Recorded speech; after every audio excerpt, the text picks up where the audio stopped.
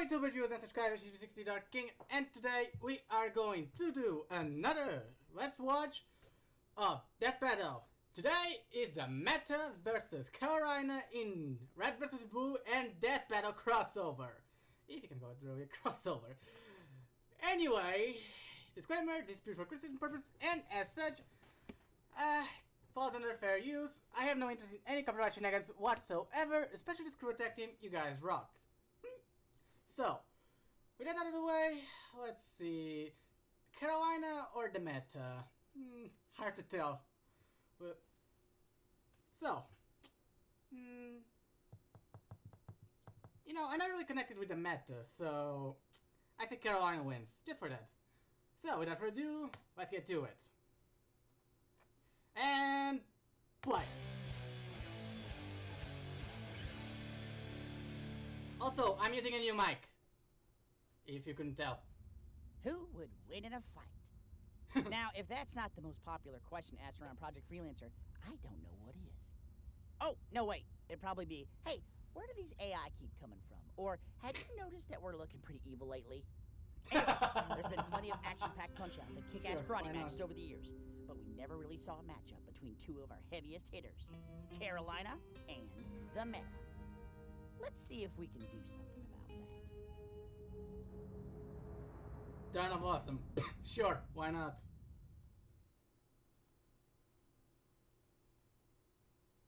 Hey. Yeah? You ever wonder who'd win in a fight between Carolina and the Meta? No. Only hopeless nerds on the internet care about that kind of crap. Yeah? Why do you think I'm asking you? Come on, picture it. It'd be totally badass. Touché. Well, yeah, I guess. Carolina would definitely win, though. Bullshit. You're just picking her because you're scared of girls. Meta's way scarier. He threw a warthog at me. Oh, I didn't realize scariness was the deciding factor in a fight to the fucking death. Genius. Hey, Reds! What are you talking about? Oh, Griff was just asking what would happen if Carolina and Meta fought. By who? One another. Another who? What? What? Just a Oh, caboose. you mean Death Battle. I mean, sure. Oh, awesome! Hang on, I know some smart people that can help. Be right back! I hope this is awesome. If you remember, Do you Red have vs Blue. any idea what he's talking about? No, but I do know that you're still fucking wrong. Okay, I'm back. That was fast. Had an episode I where called Command and they get two of their best scientists fighting people to help us. Their best. Really? And that's how you write your name in Buckshot. All right, enough screwing around. We've got a job like to I do. said, Oh, fine. I loved guess that getting episode the where command Texas of beat the best crap out of is the a Reds. step up. It was awesome. They sent us donut. I rest my case. Introducing Cheese and Broomstick! It's Whiz and Boomstick. Wow, those are the dumbest names I've ever heard. Franklin Delano Donut. And I retract my previous statement. Yeah, well, you've got the dumbest face I've ever seen. I thought you were supposed to be smart. I'm wearing a helmet. Oh my god, me too! Alright, so how you guys do this? You just like draw names out of a hat? Cast some chicken bones around? It's our job to analyze their weapons, armor, and skills to find out who would win a death battle. That just doesn't Why sound don't you say right it with like the helmets that? on. Just watch. Really. Before there was Red vs. Blue, there was Project Freelancer. The Freelancers were highly trained soldiers with experimental weaponry and a mission so secret, not even they knew what it was. Kinda stupid in hindsight, but these Yeah. were true soldiers. The biggest and strongest of them all was Agent Maine. Maine was the muscle of the team, relying on his brute strength, wrestling styles, and his unwavering ferocity to intimidate and crush his foes. While he Ouch. likes carrying an M6G Magnum pistol into battle, he really likes a certain alien grenade launcher he stole, the Type 25 grenade launcher, Yeah, aka run. the Brute Shot. I mean, seriously, look at this thing. It's got a blade and can fire up to 4 rounds in 3 seconds. Let's test that, shall we? Hey, that's mine. Give it back.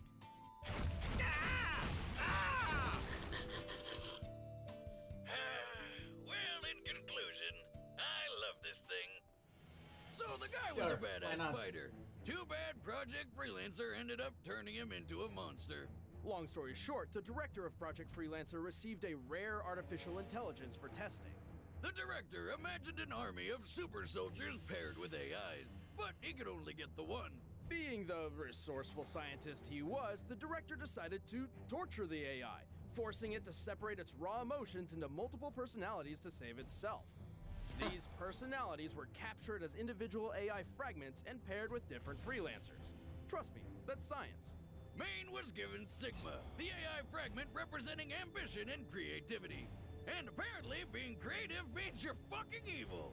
I can Desperate to attest to that. gather his fellow AI fragments and reform into a perfect AI, Sigma manipulated and brainwashed Maine, turning him into the murdering psychopath known as the Meta. The Meta went on a rampage, betraying his fellow freelancers and stealing their That's not the AIs. heart. He was like the Predator, but bigger, meaner, and with tons of overpowered equipment. His domed energy shield creates a nigh-impregnable force field. It can block bullets, explosions, and even shells from tanks. Allow us to demonstrate. Here's Griff inside an energy shield. Yeah, so? And here's a tank operated by Caboose. And what could go wrong? No, shit. Fire in the hole, ain't one. Let's try that again, Blue Buddy. Yes, sir, Captain Touchpad. Huh? Wait, it ran out of... Now, if the energy shield had been there, Griff would have been fine. Wow. Science is fun. I've said it for years. As if that weren't enough, the Meta's active camouflage turns him practically invisible. His strength boost enhancement grants him, well, super strength, and most impressively, his temporal distortion device can slow time to a crawl. He can turn Damn. invisible and stop time? This guy sounds unstoppable. Unfortunately, running so much equipment alongside so many AI fragments consumes a lot of power. But that hasn't stopped him from killing several freelancers and stealing 7 other AIs. Not to mention, the dude can take a hit and keep on going, even when that hit is taking 9 shots point blank to the neck. Man, I Damn. thought my voice made my throat hurt. No wonder he never talks. The only thing that could stop him was when a couple of idiots stabbed him in the chest, tied him to a car, and threw that car off a cliff into the freezing ocean. But let's be fair, Wiz. That's a pretty fucking hardcore way to go. Okay, let's admit, it is. Yeah. Hey, wait a minute. Where'd you get all this footage? Have you been spying on us? Don't worry about it. Leading the troops of Project Freelancer, Agent Carolina was supposedly the best of the best. She commanded the team through many successful missions, mastered several martial arts, and her top spot on the leaderboard seemed untouchable.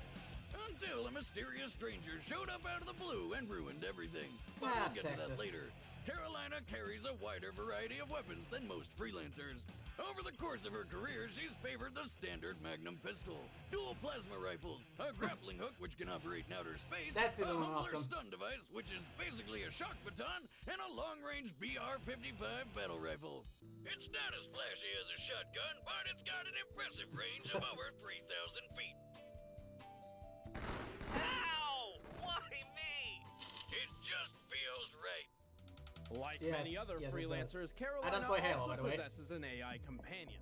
I don't Several, like FPS. actually, but for this matchup, we'll be focusing on the time she spent with Epsilon, the memory of the original Alpha AI the director fragmented. It's also known as Church.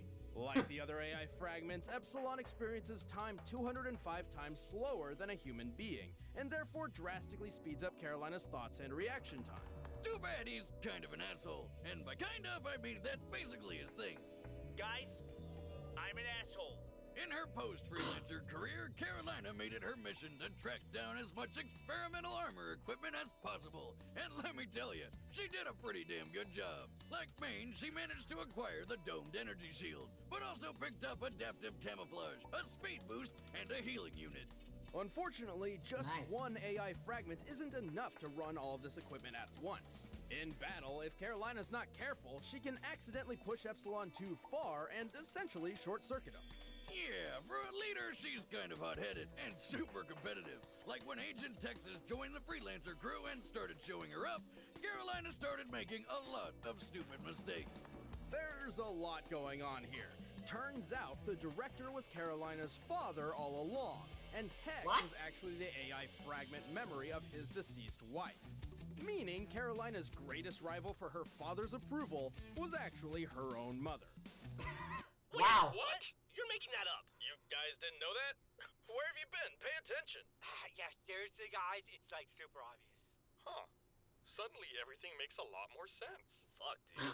Remember when all we used to do was stand around and talk? Yeah, good times. Good times. Ow! Still love this thing. Regardless, Carolina is one tough woman. She's defeated several other freelancers, saved an entire planet from civil war, and once blocked the shockwave of a nuclear explosion. She and Damn. Epsilon were even skilled enough to track down dear old Dad after he went into hiding just to help him kill himself. Jeez, that got dark real fast. You think? I'm your true warrior. All right, the combatants are set. Let's end this debate once and for all. It's time for a death battle! Let's see. Yeah. Power consumption or short circuiting? Who will win? Sure. Another mission. Why not?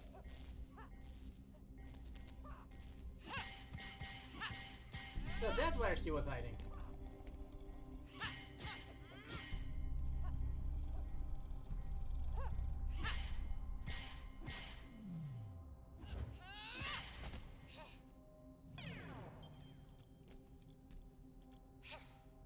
Time. Oh, yeah, just 0.03 milliseconds too slow. Looks like I'm picking the movie tonight. Ugh. Can it not be another garbage action movie? Oh, come on, they're hilarious. Everyone talks in one-liners and the plot's non-existent. It's like the characters are just there to beat the shit out of each other. Uh-oh. What is it? I think we're about to have company. Name. Not exactly.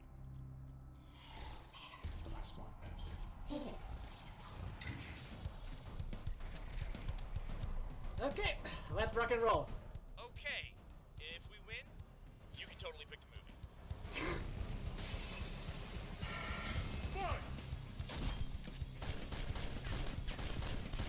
Not working!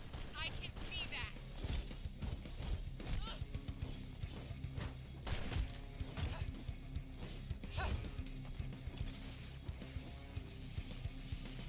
Does that work in power armor?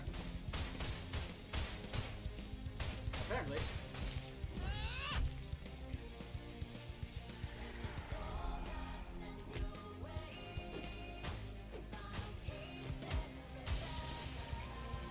Not.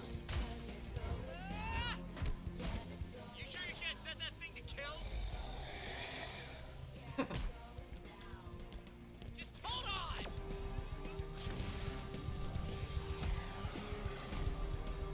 Wow.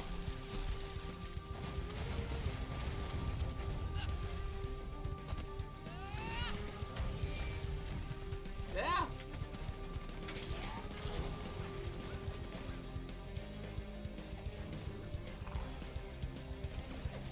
Church, where is he?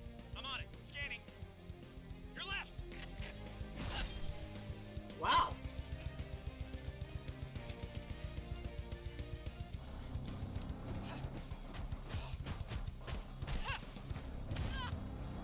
Ouch. Ooh.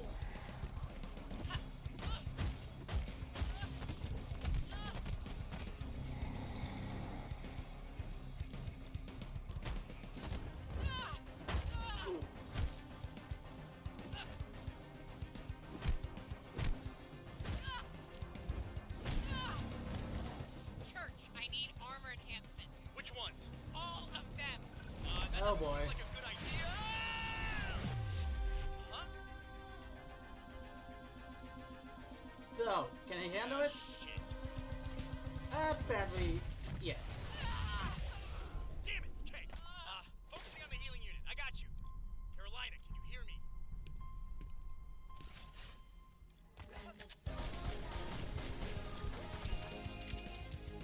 Oh, great. You got him! Or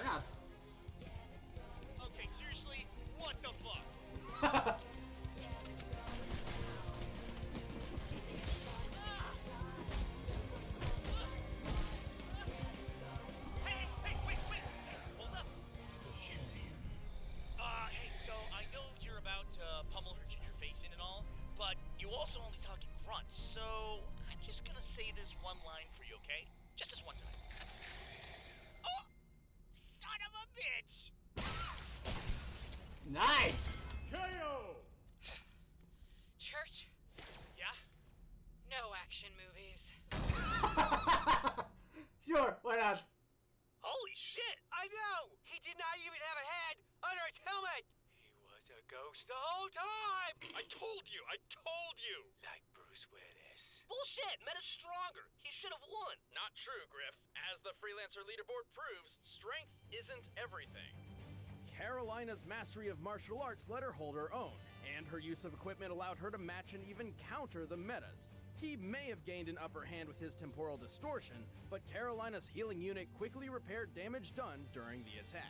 Even though the meta had all that powerful equipment, it drained his suit's energy way too fast. Carolina tried to use all of her equipment at once and failed. Luckily, she had Epsilon to change tactics and focus on recovery. Which brings us to what is perhaps the most important factor of the fight, the relationship between Freelancer and artificial intelligence. The meta was brainwashed and manipulated by 8 different AI, effectively filling his head with an unintelligible mess of voices and commands. In contrast, Carolina and Epsilon worked together as partners with a mutual Makes trust, both capable of making judgment calls to make up for each other's weaknesses. Whatever. I still say it should have been a meta. Says the guy who can't tell the difference between a car and a Puma. I can tell the difference. It was a matter of comparison. The meta just couldn't get ahead of his competition. The winner Seriously? is Agent Carolina. Cool. Hey, So, what in who's Sam next? Hell are you boys doing in here? Fraternizing with the Blue Devil and a... Who the hell are these dirtbags? Whoa, easy there, sir. We're just here from command. Hey, nice shotgun. I like the cut of your jib. Well, what do you know? Someone who has an eye for the finer things in life. Oh, you better believe it. You know, you remind me of someone. Almost like the son that I never wanted. Oh, that's funny. I was about to say you're like the pappy I never had. When I was a kid, he ran out on us to join the army and never came back. Huh. Well, how about that? Time to move along, I guess. Nothing to see here. Cute. What a nice guy. Like what the Mike's son, I suppose. We So- had an absolute blast working on the episode. If you haven't already, be sure to check out the full series of Red vs. Blue on roosterteeth.com. If you enjoyed this episode, please like, subscribe, and share it with your friends. And follow us on social media so you're up to date on the latest death battle details. Just follow the links in the description. Thanks for watching. So, is there next time? Yes, Next there time is. on Death Battle. So, who is? Targets acquired. You and Oh. me, right now. So, Street Fighter vs. Mortal Kombat. Sure, I can live with that.